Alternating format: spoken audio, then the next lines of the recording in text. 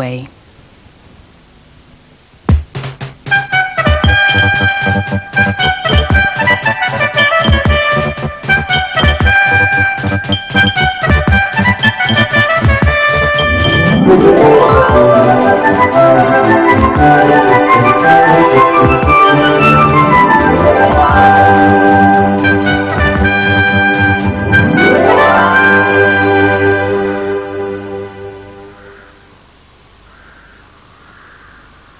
Dundrennan Abbey in southwest Scotland. It's remarkable that the abbey exists at all. It was built in the 12th century of a local sandstone so hard that no saws or chisels at that time could cut it. Okay. Ian and Douglas Swan are monumental masons from nearby Kirkcudbright. Working in the trade, they've learned a whole history of stone in Galloway. The monks brought here a method of tempering steel which made it possible for them to quarry that stone, which is, for a sandstone, it's a very hard sandstone, in fact very similar to the granite. Somehow it got lost when the monks departed from this area. The secret of the tempering of the steel went with them, because they, of course, had the forge, and it was them that brought the steel. So they had the secret, and with the monks went the secret when they went away. The monks jealously guarded their skills as stonemasons, partly to maintain the superior position of the church. Dundrennan Abbey was to have a lasting influence on much humbler buildings. This building, if you were to check it up with modern methods of aligning buildings, I think you'd find it still dead level. It hasn't moved a centimetre in the centuries it stood here. When the monks left, the only glimmers of culture and enlightenment were extinguished along this stretch of the Solway Firth. Galloway entered a dark age. Petty warlords and robber barons ravaged the countryside. To protect what they stole or extorted from others, they built fortified towers. Defence, not comfort, was the watchword. Well, these are the dungeons, and again, if you refer back to what life was like in these days, you must understand that when they took a disliking to somebody or they were dangerous, they shoved them in here quite ruthlessly. They might survive, they might not, but they were certainly going to be safe in here. I suppose they were thrown a little food from time to time, and as you see, there is a little guard-rope or drain chute in the wall there, but they had no light, no other ventilation, and it must have been extremely unpleasant. How long they survived, I don't know.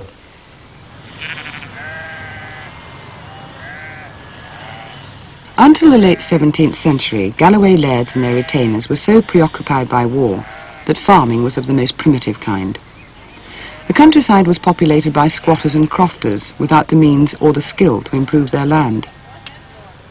Towering over their wretched hovels stood the fortified houses, a source of insolent pride to their owners and terror to everyone else. Ruscoe Tower has recently been renovated by Graham Carson. Originally, the stone was seldom quarried. Instead, loose boulders were roughly hewn into shape. Window dressings and lintels were generally very basic. The distinguishing feature was a vaulted chamber, usually on the ground floor, cheap to build and almost impregnable for defence. Good strong timber was very, very scarce in Scotland by the end of the 15th century, and stone was relatively cheap and easy to come by, so a vault wasn't actually as expensive to make as you might think. Secondly, it was a very good defensive feature, because if people got in as far as that level from the ground floor somehow, still the only way up to this floor and floors above would be the stairway, which is narrow and easily defended. Usually, staircases were placed in one corner of the tower house. Living and sleeping rooms occupied the upper floors. Small chambers in the basement provided storage for provisions or unwelcome guests. As time passed and life became less violent, the lairds wanted a more domestic life. They began to assume judicial responsibility. Courts held in the Great Hall added a vestige of legality to their customary power over life and death. The Baron of the time was responsible for law and order in his barony, and he was responsible for holding proper courts, which were held in the likes of this room. There's one curious little feature, by no means unique, but it wasn't in use in all buildings, and I like to think of it as the sort of 20th century Watergate. We have a little hole hidden behind the tapestry on this wall, which leads through to a room, through in the wall, in which could be concealed somebody who was just listening to what was going on. The hope was that witnesses would talk amongst themselves, and the person in there would be able to eavesdrop. Very effective. Yes, so all those jokes about people hiding behind the arras are really true. Yes, yes, quite true. In this case, they were known as laird's lugs, which sums it up very nicely.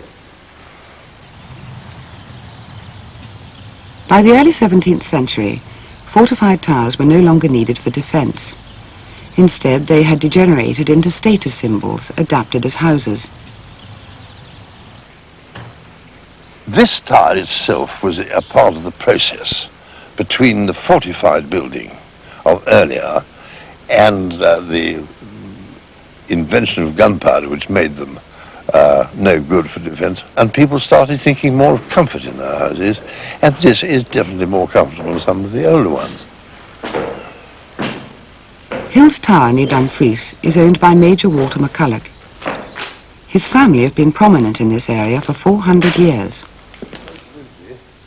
It was built by one Edward Maxwell in 1527.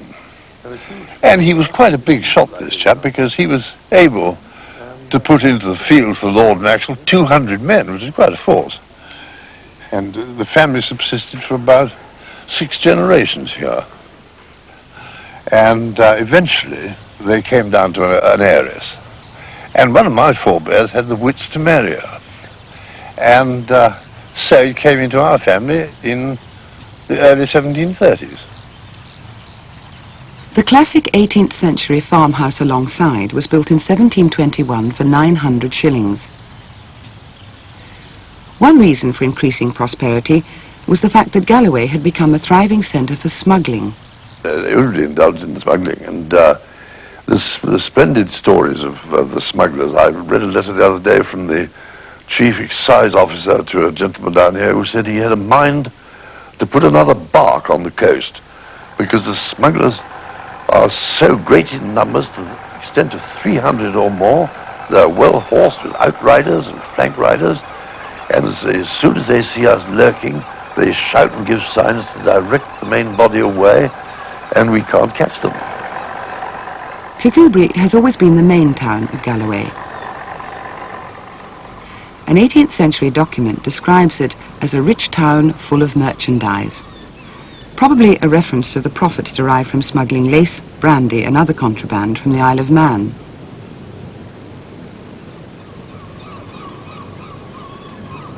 The high street was laid out along a gravel ridge, well drained and suitable for building. Unlike neighbouring towns, Kirkcudbright had a number of stone houses by the mid-17th century. This early use of stone didn't just reflect prosperity. It was linked to nearby Dundrennan Abbey. The monks left a legacy here. They left tons of stone ready-made and quarried, which was used in this area in Kirkcudbright and Drennan. That's why there's as little left of the abbey. It was, as I say, it was a natural quarry. There's that much ready-made stone, almost like bricks. It was taken away and used to build houses, farm buildings, walls. Even the school up there's got stones of this building in it. The toll booth, a 16th century town hall cum jail, is a building that's used a lot of stone from Dundrennan. And there's similar stone in the castle of the same date.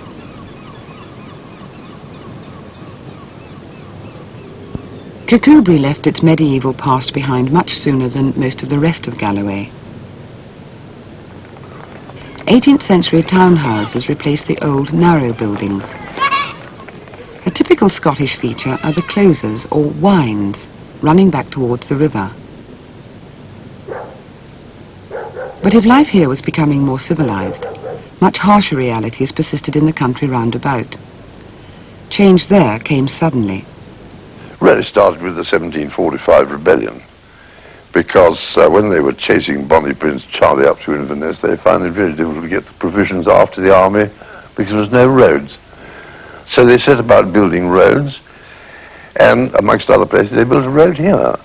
Before that time, Galloway was really a waste. No enclosures, no trees, no roads. Then people found the advantage of enclosing their fields, because they could then shut their stock up without having a man to look after them all the time. And that also caused some discontent, because of course it put out of business all the people who had been herding before that. The peasants resisted the enclosures fiercely, but the lairds dealt with the problem with typical severity, and the era of landed estates dawned.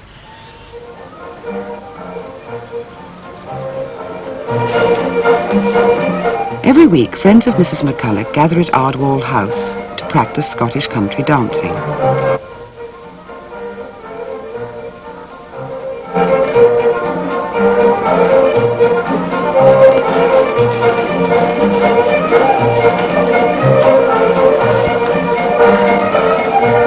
The McCullochs can trace their ancestry back through various shifts of fortune to the 13th century.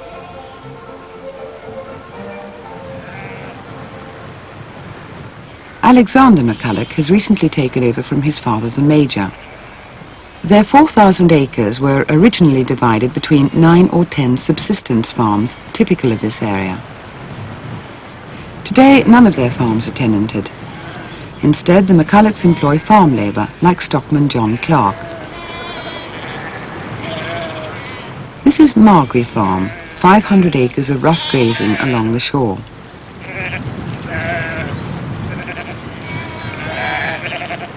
Right, Mr. Todd, I've through your numbers here. And there's one car that doesn't fit. Now, which is it? It's number A142. Now, where did that one car? And his mother died? Yes. Won't do. And what's that one down there? Off across go. His mother died too.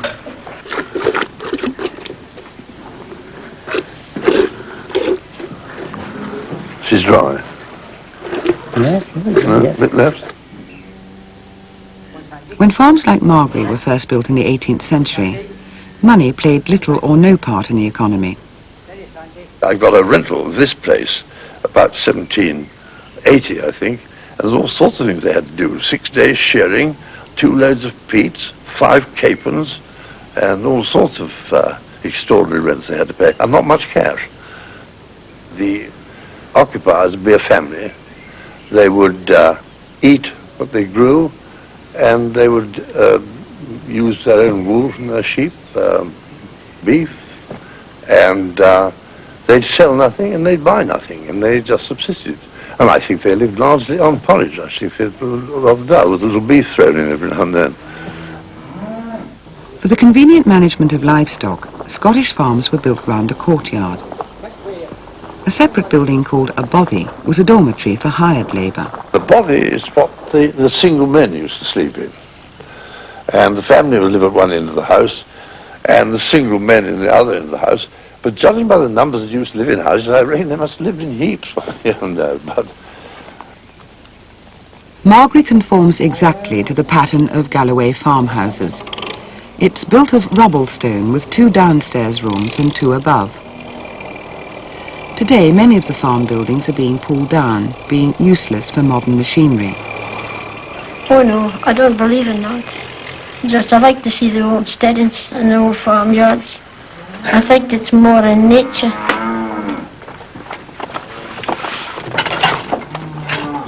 Society in Galloway still has some of the old master-servant relationships. But Madgie Clark has few regrets about her early days working as a scullery maid for 10 shillings a week. We thought it was a lot of money. We really did. Those days were far happier days as what they are now. Everything was so nice. Even if you met the street policeman or anybody, you just say hello, it's nice there or something. But oh, now they're flying past you in motor cars and you don't know them half of nothing. Is it to any extent paternalistic in a way that other areas have ceased to be? Yes, I think it probably is. I think I don't know. I dare say the Highlands are the same, but in fact they probably are. But you see, the clan system was rather different to the system we had here. What do you feel about that yourself? About the clans? No, about the way life works here. It suits me very well, and I think it seems to suit my neighbours too. Since he's retired, Major McCulloch's chief interest has been rare breeds of livestock. This led to the eccentric notion to import a family of wild boar, which promptly escaped. And then all hell let loose. Government officials with striped trousers, all sorts came around.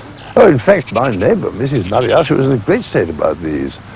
She has made people go up the valley under armed guard. I said that if they met her, I knew jolly well who would run the fastest, and it wouldn't be her.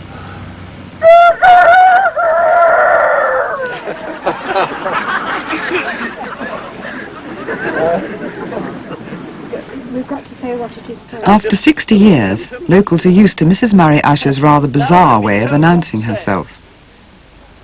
Today, she presides over the annual stonewalling competition she sponsors every year. Her eccentricities match the autocratic style you might expect in someone called a feudal superior. Yes, it sounds frightful. Well, the superior is the principal, the person who owns the ground. And the person who takes the ground, if you want to take it any further, is the vassal. But we have a bit of fun with that, you know. I say I'm going to have a party for my vassals, you know. They think it's very funny, and so do I. But it is actually a Scottish legal term. It's not a sense of a superiority complex or anything like that. The prosperity of Galloway landlords dates from those days when stone dykes first enclosed the land in the early 18th century. Mrs. Murray Usher's concern to maintain them is symbolic of her continuing influence. Well, now I recite a verse from a poem from Jack Henderson. Last night as I lay snug in bed, I had a wondrous dream. I dreamt you'd stocked the valley with wild boar and wolverine, whilst the major out at Ardwell had also done his share by importing 20 beaver and a herd of grizzly bear.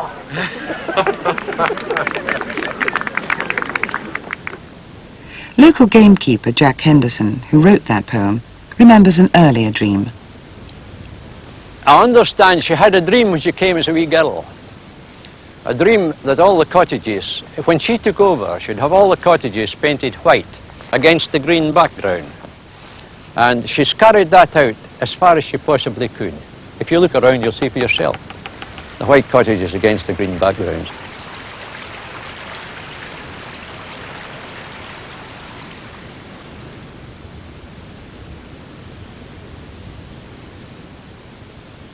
God knows what we might have been like if it hadn't been for her.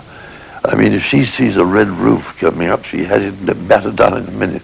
And she says black and white for Galloway, and she's kept it too. So in fact you were exercising a kind of benevolent despotism? They didn't think it was benevolent at the time, you see, because there was no planning in those days. They thought it was a means of exerting one's influence, which of course it was in a way, but not quite in that way. And I think it's one's job. I mean, nobody else could do it. Just one man, James Murray, brought the Industrial Revolution to Galloway.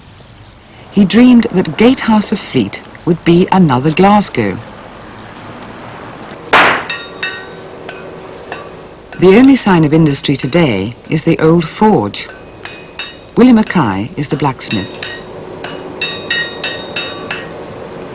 We had plans for cotton mill and bobbin mills and tannery. There was a brewery too, and there was a brass foundry. The industry is long since gone.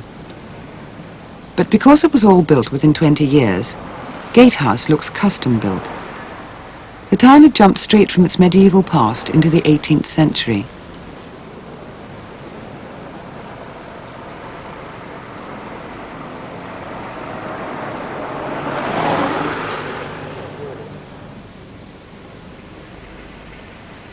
While James Murray lived, Gatehouse flourished. But by the mid-19th century, the town was in decline once more. These cottages were built to house workers for the cotton mills. So what happened to James Murray's dream? Well, I think it would be a lack of communication would be the biggest problem. I mean, it wasn't a deep water port Macadam, and the railway was about 7 or 8 miles away from the town here. Why was that? Well, it's said anyway that the feudal superior didn't want the railway near Gatehouse, probably to disturb his peace. The old families that still run things around here are themselves rather like rare breeds. There's several well-known names, McDowell and McKee and McCulloch and so on, and we're one of them. I think we're probably, if it goes far enough back, we're probably Stone Age man. Granite is one of the oldest geological formations in Galloway, but its use is comparatively recent. The skills needed to cut stone this hard had been lost since the monks left Dundrennan.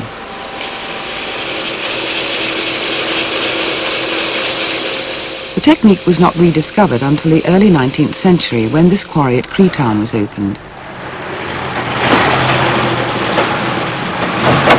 What granite lacked in elegance, it made up for in durability. Its grim austerity set the right note for some of the new cities of the British Empire. Part of the profits of the quarry went to build neighbouring Creetown. Ironically, ex-colonies like India have recently been a cheaper source of granite than ourselves. Much of the local stone is now used for memorials. It's a fitting epitaph for a once flourishing trade.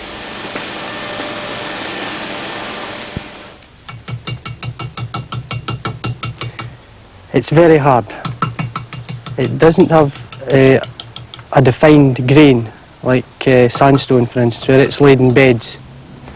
Granite's a volcanic rock, and it is a molten form, so it's just a big mass.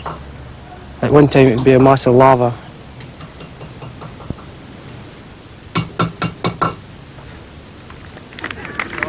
Congratulations. I watched you working. Good job.